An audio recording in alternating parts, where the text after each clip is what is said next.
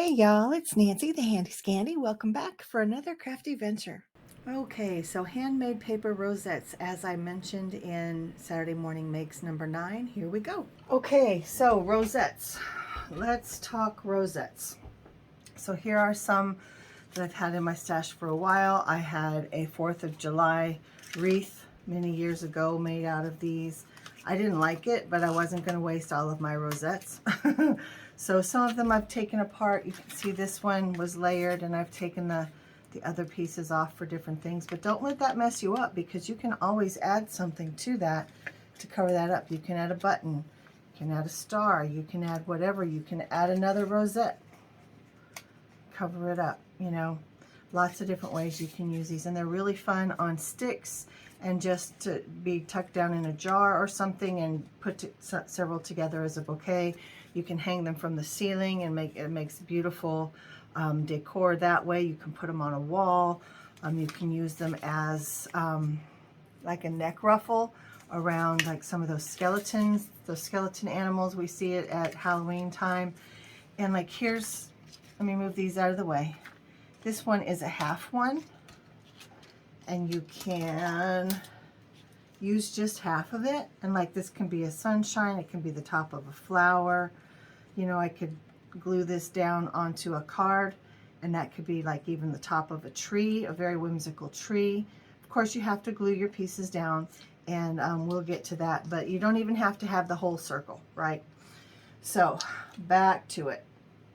Before I get started on this, I do want to show you that I have a Cricut Expressions 2, I believe. It's old, but this particular one, this was a collaboration between Cricut and Close to My Heart. This particular cartridge, I don't know what the Cricut things look like anymore, but these old ones, excuse me, come with a cartridge.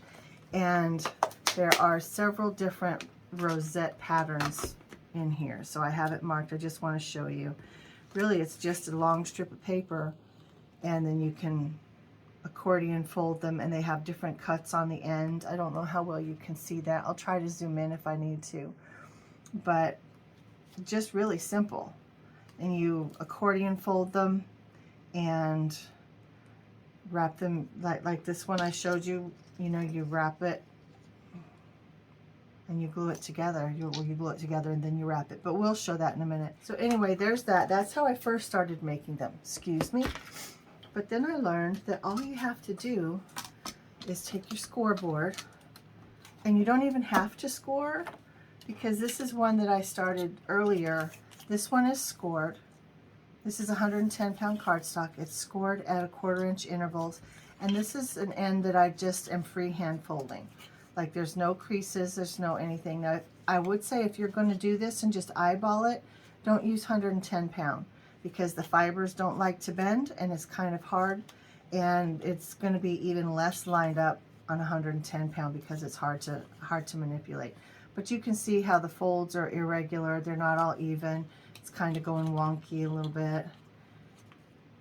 And it's not the end of the world. I've made many rosettes this way without having any kind of score or guideline to show me where to fold. So it'll still work. It's just not near as neat as this end, as you can see.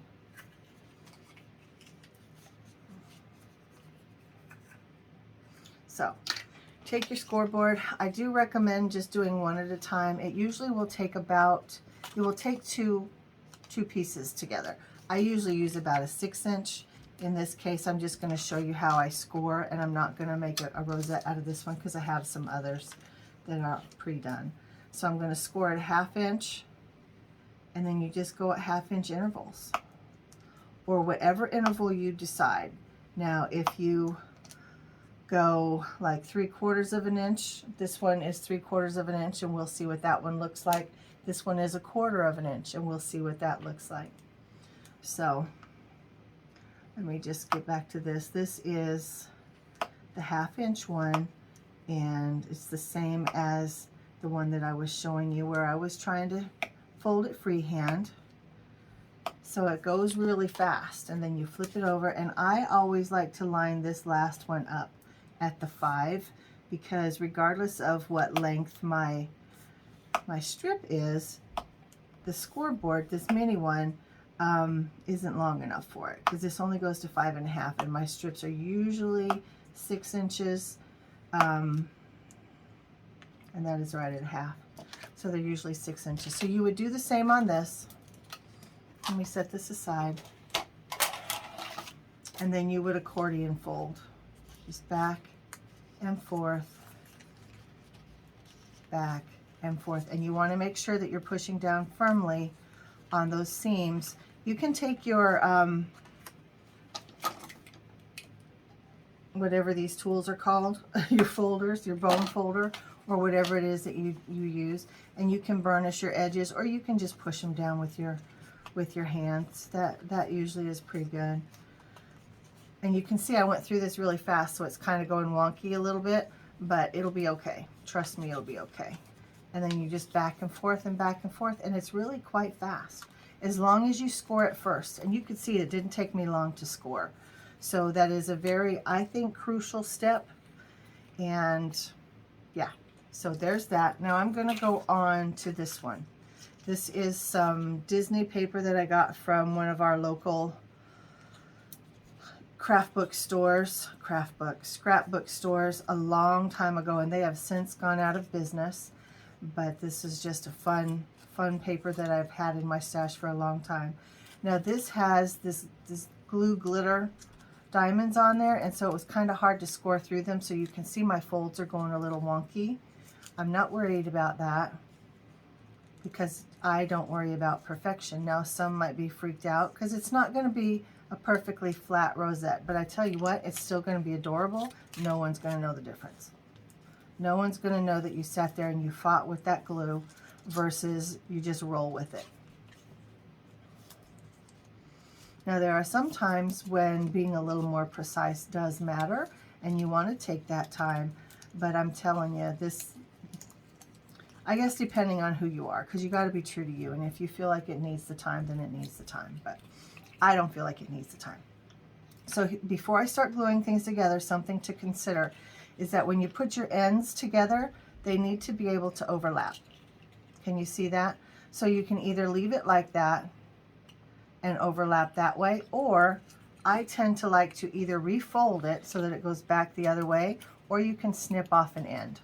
So I'm just refolding this so that the fold stops and starts in a different direction than this one, because I need to overlap them.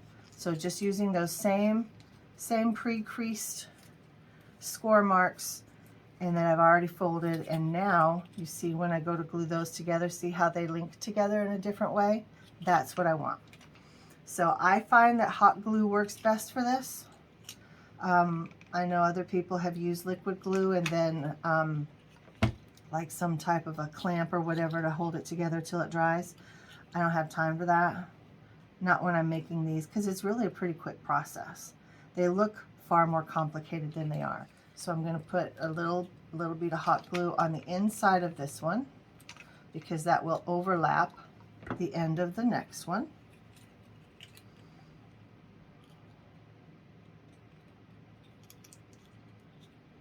And then there you have it. And then you have your circle. And so while that one dries and cools off, I will go to, let me go to this one. So this one is 2 inch wide strips scored at 1/4 inch. So when you get it like this, sometimes it takes a little bit of work, but you want to kind of squinch it into the middle. Now this one actually may be too wide. I may have to trim it down some. I wasn't thinking about that, because there has to be enough give for it to fold down. It's not going to work. It doesn't like this mat either. So this one is 1 inch wide, and it's scored at 1/4 inch.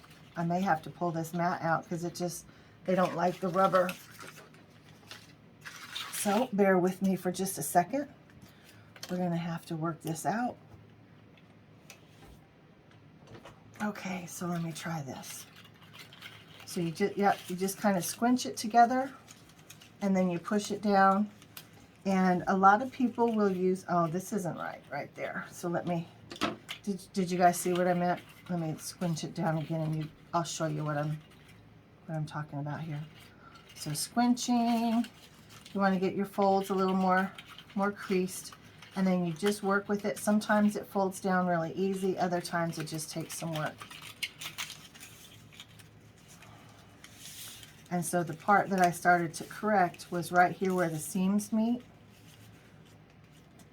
Can you see how that just doesn't lay down nice? So I'm not worried about perfection, but I still want it to lay down nice. So what I'm gonna do is I'm gonna cut that piece off. In fact, I'm gonna go to there because I want this piece to be able to overlap that piece nicely, and this is still cut kind of wonky. So we'll get rid of that. And then I have to figure out which part goes over what. Okay, so this piece is going to go inside the other piece.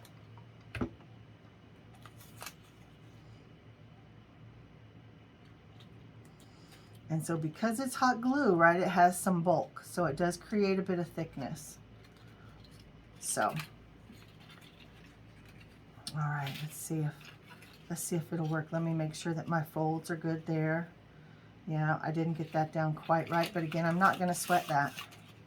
And then you just squinch it up and you push it down like an old lampshade. Y'all remember those old lampshades?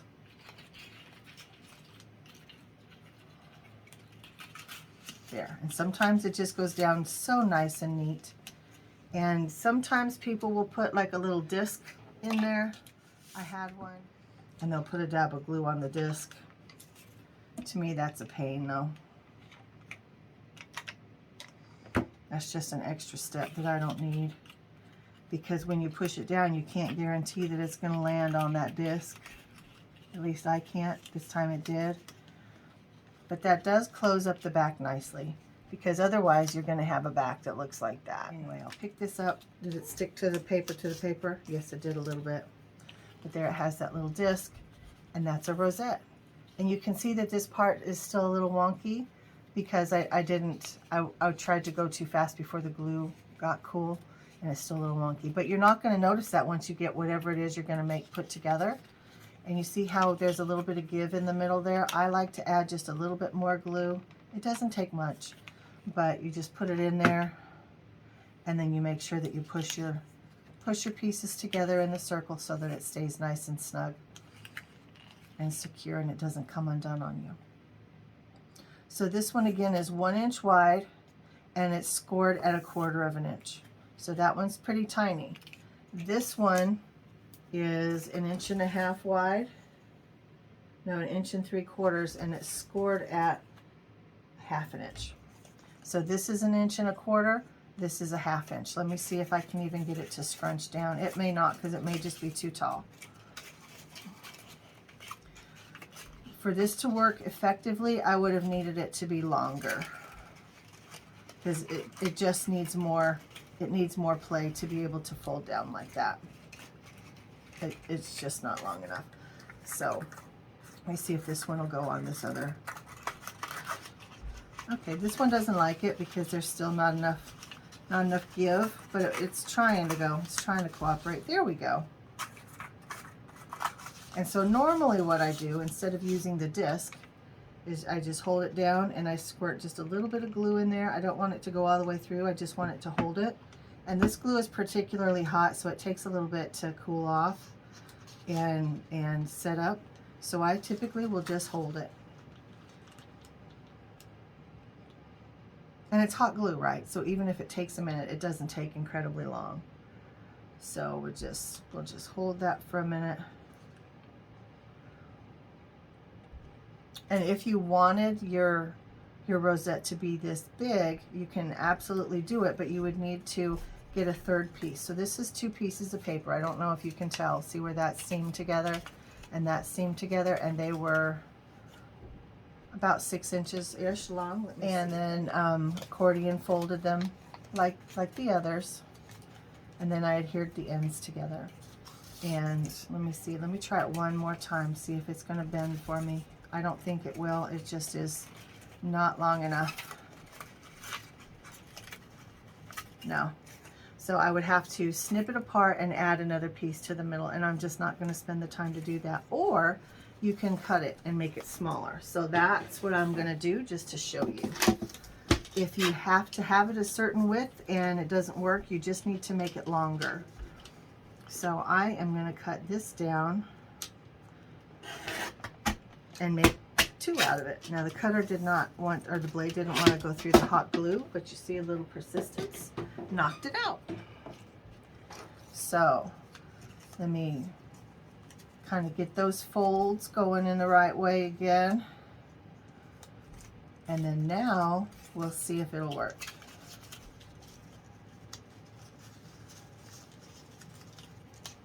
See, it's a little goofy because it's really deep still. And the scored pieces are high first. And now you can use pattern paper, you can use gel plate pulls, you can use solid paper, you can use scraps, or you can cut a piece down, whatever you want. Okay, so this is wanting to work except this little fold right there. So let me see if I can't give it a little bit of play. Okay, so I'm going to put some of the hot glue down in there just to allow it something to hold on to, and then I'll flip it over once this is mostly cooled off. So I'm hoping you can see what I'm doing, but again, see how this one has the spiral? That's just the way the corners are coming together, because this part is super wide, as is this part. So this is the, at least this is the way I get them to come together. Now, if somebody out there has some other guidance or some other kind of secret, please let us know. This is a learning process for all of us. I'm just showing you the way I do it. Now, normally I don't have this part so high, right? I usually have it at 1/4 of an inch or 1/8 of an inch. And then I put a little bit more glue on this side, and I want to make sure that each one of those points has some glue. Can you see what I mean? There's some glue touching each point, and then I push it together, and then it creates that spiral again. Let me see if I can work it and it just be a circle on this side. Yeah, you just gotta be patient with it and work it. And as it starts to dry, you can move it again a little bit to get those points neater, if you care enough. That it can squinch, and there's plenty of room for it all. So there we go. And you just got to work with it. You got to be patient with it, and you got to be patient with you. And especially if you're not using any kind of disc on the back for the glue to adhere to, you want to be careful, because if you're working on a glass or a paper surface like I am, you will glue it to your surface in a heartbeat. But if I were working on the silicone, or if I were working on my glass mat, which is what I usually do, it would be just fine. Now I looked underneath and I could tell that none of the hot glue is coming through on the bottom, so I could set it back down on my, because this is just cardstock. So then I'll go back on this side and I'll put a little glue in from this direction. And on this side, I don't care if it's pretty or not. Some people do, I don't. But I just want to make sure that the glue is touching every single piece. And I don't mind that it's a spiral versus just coming together nicely in the center. That doesn't bother me at all. It's actually kind of cute. Can you see that now? I don't want to set it down on the paper because the hot glue is still wet. But has a different look than that. And this one even has a different look than that. Now this is one that's left over from past Halloweens. There's nothing on it because I've pulled off whatever I had used. But look at how cool that is. And see, that's a pretty dupe one too. And this is heavy duty cardstock. That's at least 180. And it was kind of hard to do. But that looks super cool. And then, you know, like I was showing you with the stars, you can put a star in the middle. You can layer them up. And you'll be really surprised when you use pattern paper. It looks so much different than you may have thought that it would. So let me show you with this guy if I wanted to make this to just be a tree or something like that. So you could do a little bit of ink blending on the ends. In fact, let me show you. And you just bring it together. And of course, if you put splatters on there, maybe some little black spots for the stamen, and then you glue it together in very much the same way. So I'm going to bring it this way, and I want these ends to line up. Now this is a little more complicated when you're not gluing it down to a paper, but it's still easy to do. So I'm just going to put some glue along the tops, only because I don't want to glue it down to anything. Oh shoot, come on. So here we go. We're going to bring it back together in the middle again. Make sure that your bottoms are flat.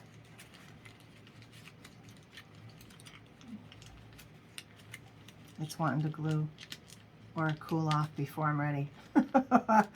So this didn't glue down quite the way I wanted because it's just wanting to come undone. And it's still not quite set up, if you can tell that. Let me do it one more time. It's right in here where it's struggling. And you just take your time and you do you. Your process might be a little bit different than mine. But let me move some things. And then you can use, you can use this on top of a stamped flower, where you have the stem and some leaves. Or you can use a stick, or you can use, some green pattern paper, or just some green cardstock, or you can draw it on yourself. And it's a cute little flower. Does that make sense? You can use these for lots of different things. Sky's the limit, right? It could be a rainbow, it could be a flower, it could be a sunrise, it can be just a scalloped edge on something if you had some smaller ones. You could cut this in half.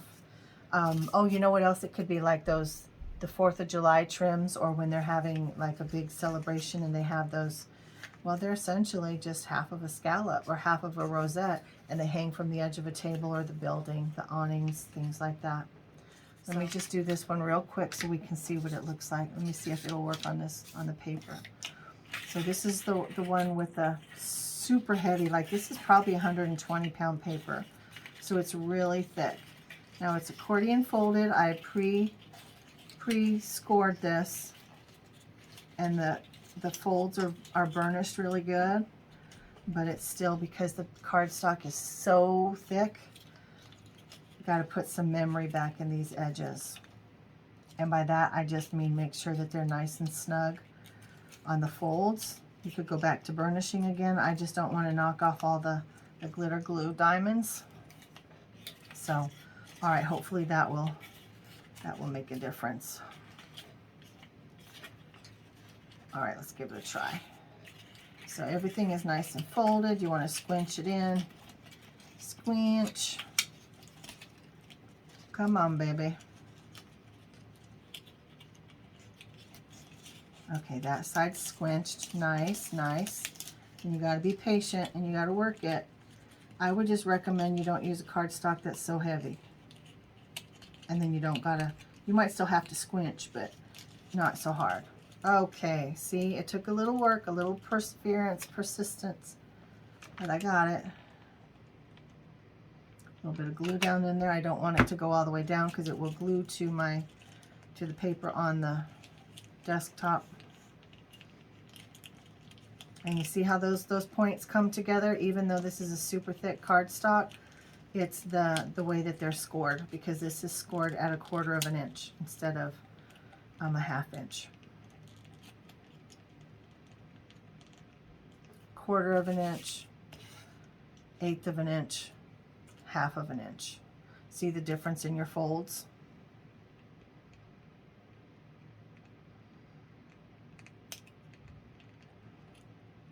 And this pattern paper, especially as a rosette, reminds me of those little sad clown paintings. So I was born in the 60s, so if you guys are familiar with what I'm talking about, 50s, 60s, 70s kids, you guys might know those sad face clowns. They were super cute, but yeah, maybe they were more jesters than clowns, but isn't a jester a clown? But anyway, they almost always had this kind of ruffly neck on them, and they used a lot of harlequins in the pictures. And even though the clowns were sad, they were kid clowns, they weren't the creepy adult clowns, they were still very colorful and very pretty. I'll try to put a picture up on the screen if I can find them. But now you saw me add just a little bit of glue to the back as well, because I don't want it to come undone, because this is super strong cardstock and it wants to resist the fold. So you can see that bead of glue. You could add something there. And that's where kind of those discs come in, because they do reinforce. That one has a disc. And so it gives it a little bit more strength on the back, so that, you know, if it wants to come undone and your glue isn't enough to secure it, that little disc gives you a little bit more stability. So just another second and I'll let it down. In the meantime, I'm going to bring these back in again so you can see all the different ones that I've made. And if you make it for a project and then the project is over or whatever and you don't like the project anymore, you can take them apart as I did. But I don't throw them away. I mean, a lot of work is represented right here. Even though they can be quick and easy, whoop, they also take some time, and they take some love. So I don't dismiss that. I don't ignore that. I want to honor that I spent my time and my effort in making these. And yeah, I really like to make them for Halloween. Look how cool that is. I love that. And then this is super cute. You could put a little button in the middle. You could put some like maybe a stick and some ribbons, lots of colorful ribbons on the end. Super cute. And then of course, like I said, this kind, if you just use half of it, can be used for a lot of different things. So, all right guys, down and dirty rosette making with Nancy. I hope that made sense, guys. Please drop me comments downstairs. Let me know what you think. If you have questions, let me know. I can always do another tutorial that's maybe a little slower, maybe a little more specific, rather than a million different scatterbrained ideas. But thank you for bearing with me. Thank you for spending time with me. And until next time, this is Nancy, the Handy Scandy, making rosettes. Mwah, and I'm out.